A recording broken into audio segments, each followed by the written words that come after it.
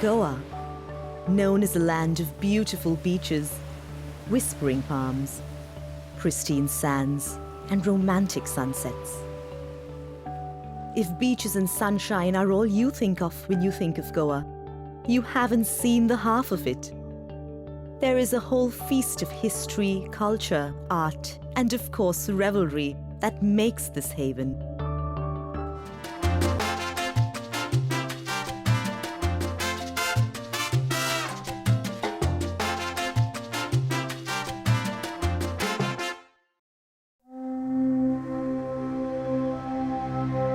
There is a reason why Goa has such fascinating diversity. Its different rulers have shaped it. The Kadambas ruled over Goa between the 10th and the 14th century. The Mahadev temple at Tambadi Surla is a relic of that era. Because of its remoteness, located as it is at the foot of the Western Ghats, this temple has withstood many invasions. It is considered to be the only specimen of Kadamba Yadava architecture in basalt stone still seen in Goa. Though dedicated to Lord Shiva, the presence of Vaishnava deities throughout the temple shows a synchronization of faith. Many visit this temple on Mahashivratri, which is grandly celebrated here. Goa's destiny changed hands though, when the Konkan was conquered by Mehmud Gawan. It went into the control of the Adil Shahs of Bijapur. This was a time of prosperity for Goa.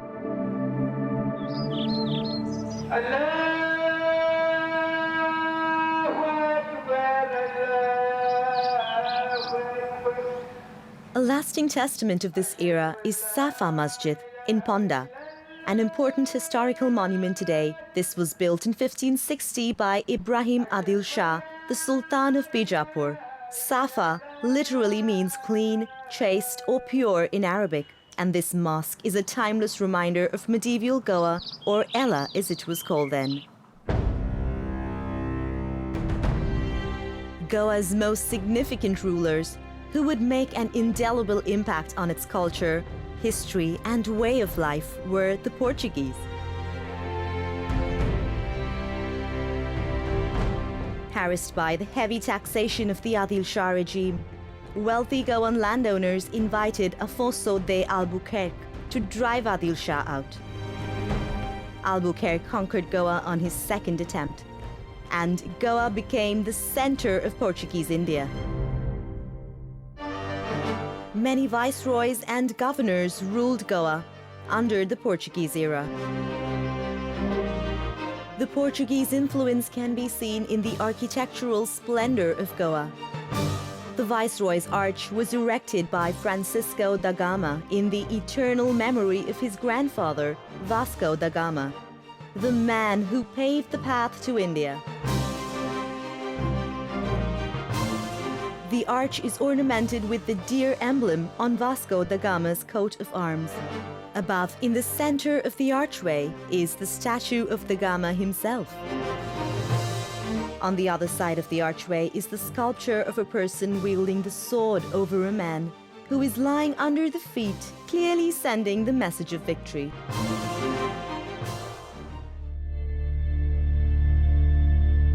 Other early signs of the Portuguese invasion was the chapel of Saint Catherine of Alexandria.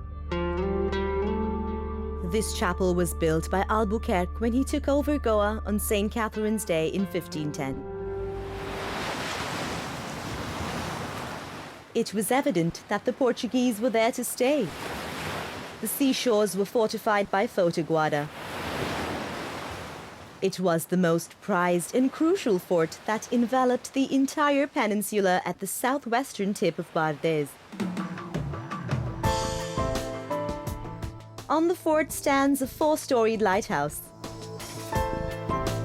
This was erected in 1864 and is the oldest of its kind in Asia. It was once the grandstand of 79 cannons, making it the chief defense location against the Dutch and the Marathas. Goa was granted the same civic privileges as Lisbon, hence the saying, He who has seen Goa need not see Lisbon.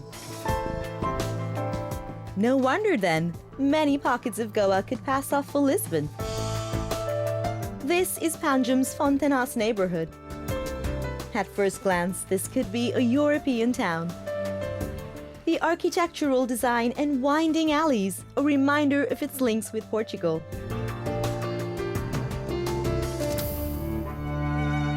One of the first Jesuit missionaries, St. Francis Xavier, worked extensively in Asia, especially within the Portuguese Empire of the time.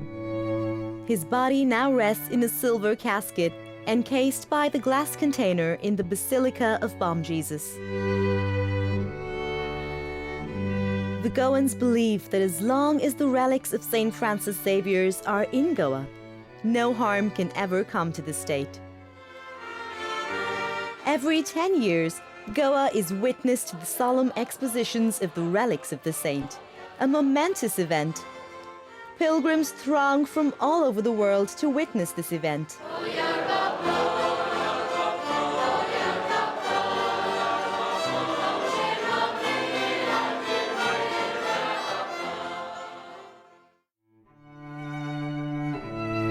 This grand structure of the Basilica of Bom Jesus had humble beginnings. The foundation of the church was laid in 1594. It is considered as a stellar example of Jesuit architecture. The interiors are impressive, and they are dedicated to Infant Jesus. Within walking distance of the basilica are the ruins of St. Augustine. The construction of this complex began in 1597 by the Augustinian order. In 1835, after the Augustinian expulsion, its demolition was ordered. A few years later, the main vault of the church fell and the convent fell into decay. The ruins are an object of enduring mystery, because it is believed that at one stage they housed the relics of Queen Cadovan of Georgia. Many attempts have been made to trace them, but to no avail.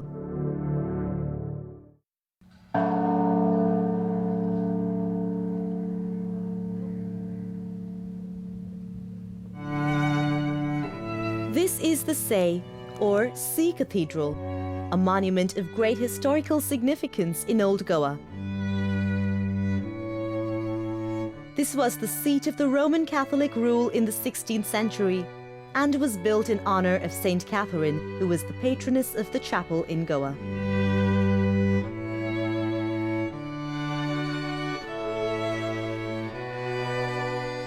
The church, which was elevated to the status of a cathedral in 1534, became even more pivotal, as it is said that this was the first place St. Francis Xavier stayed in Goa in 1542. What we see today is a new structure, the construction for which started in 1562 under the reign of the King of Portugal. The wealth and grandeur of Goa's golden era reflects in this structure. The main altar has panels in gold leaf, describing scenes of St. Catherine's life and martyrdom. This cathedral seems to have set the trend for churches with single belfries in most of South Goa, though its single tower was by accident and not design. What is remarkable here, apart from the vaulted ceiling, are the paintings which have been done by local artists. Careful inspection shows how Indian and European influences have fused into one. Literally next door is the St. Francis of Assisi Church, arguably one of the finest churches in Old Goa. The paintings and the pulpit have been designed by local artists, and there is a touch of temple art. Around the altar, though, there are paintings on wood depicting the life of St. Francis, which appear to be done in a European style.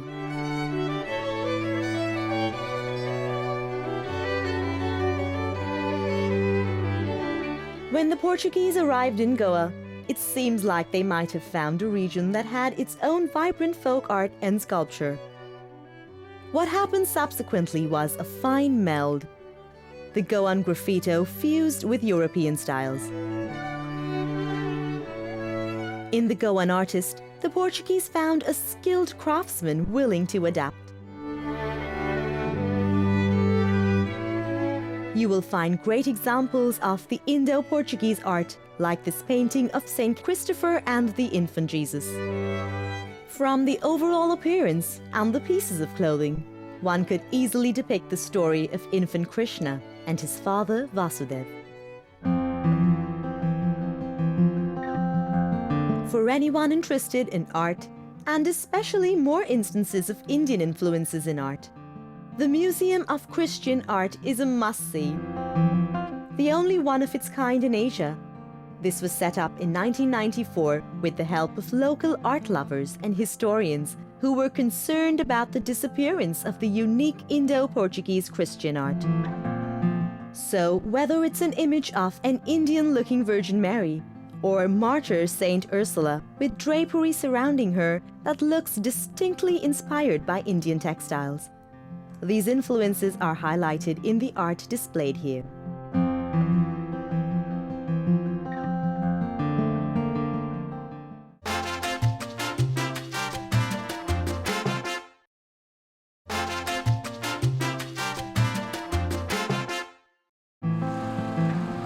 In Goa, art, culture, and religious influences are seen everywhere.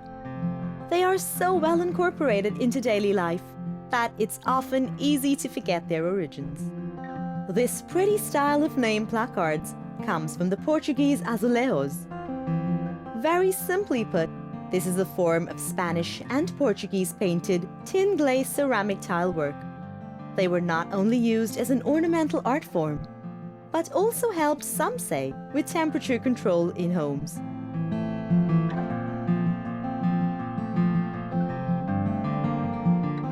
While in Goa, it's great to pick up a souvenir of this art form. Mugs and plates with imprints from the local legend Mario Miranda are also available.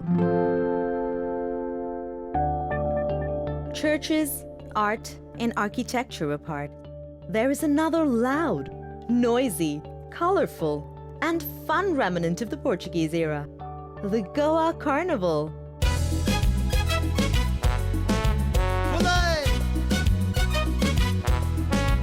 Viva, viva, viva Carnaval!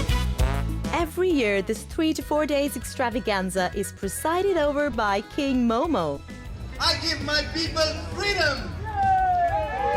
Freedom to break free! Eat! Drink and make merry! This celebration is unique to Goa and is somewhat similar to the carnivals in Latin American countries. It starts just before Lent, the 40-day period of prayer and penance.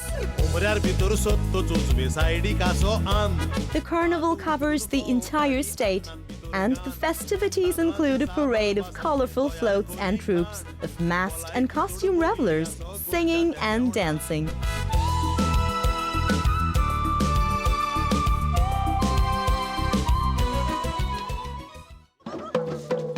There is a reason why the average Goan is always in a festive frame of mind. There is always something to celebrate, like Saujao or Sanjao. It is celebrated on the 24th of June every year. Saujao is dedicated to Saint John the Baptist and is celebrated all across the state with pomp and fervor. According to tradition, this day commemorates the excitement felt by the unborn John, who is said to have leapt in joy in his mother Elizabeth's womb when she was told about the birth of Jesus.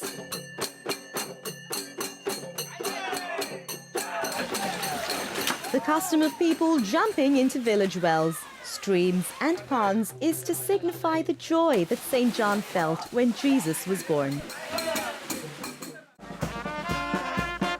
Another unique festival which derives its origin from the Portuguese system is Bandeirão, also called the Festival of Flags. It is celebrated in the island of Vivar, where rival factions in the past put up flags to resolve property disputes. Today, in a parody of the past, different groups reenact the days gone past in this flag march of sorts. And when in Goa, you don't really need an excuse for revelry. So the evening is taken over by dance and song.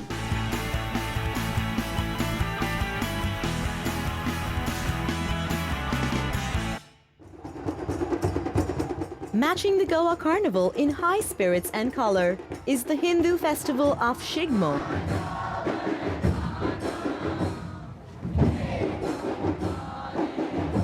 This was traditionally celebrated as spring's biggest festival here, which honored the homecoming of the warriors who had left their homes and families at the end of Dasera to fight the invaders. Traditional folk dances and enactment of mythological scenes is the major highlight of this parade. Shigmotsav, as they call it, is similar to Holi, but is celebrated for 14 days in Goa. What you will notice is the perfect sync in steps of the dancers, even though they may not have rehearsed together.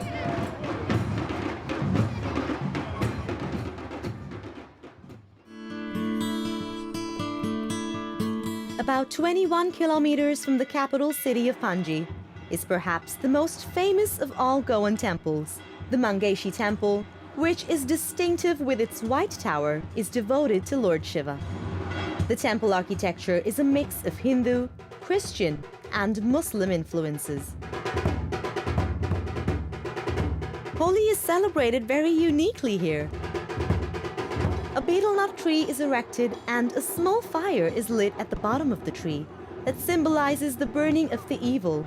And then, one by one, people break coconuts, which symbolizes a new beginning and good luck.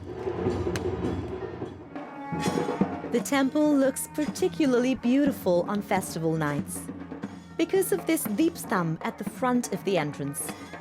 Deepstam, which means the column of lights, gets lit up with traditional oil lamps on festival nights.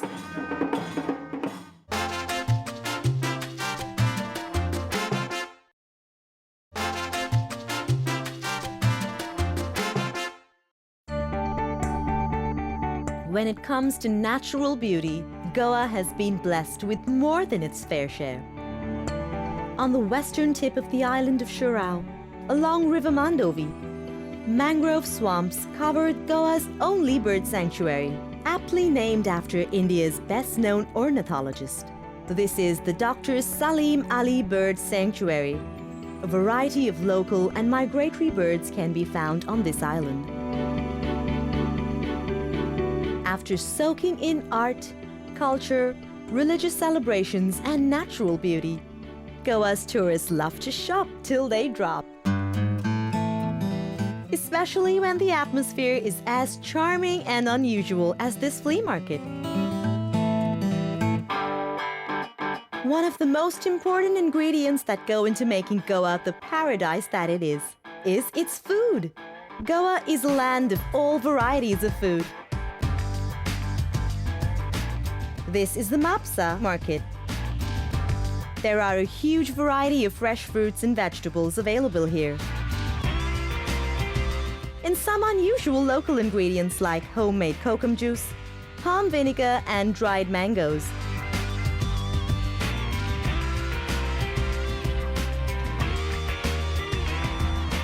Most of the spices here are homegrown, and another speciality is the flavored teas. And for the strictly carnivores, there's the Goan poke sausage. Fish is a given.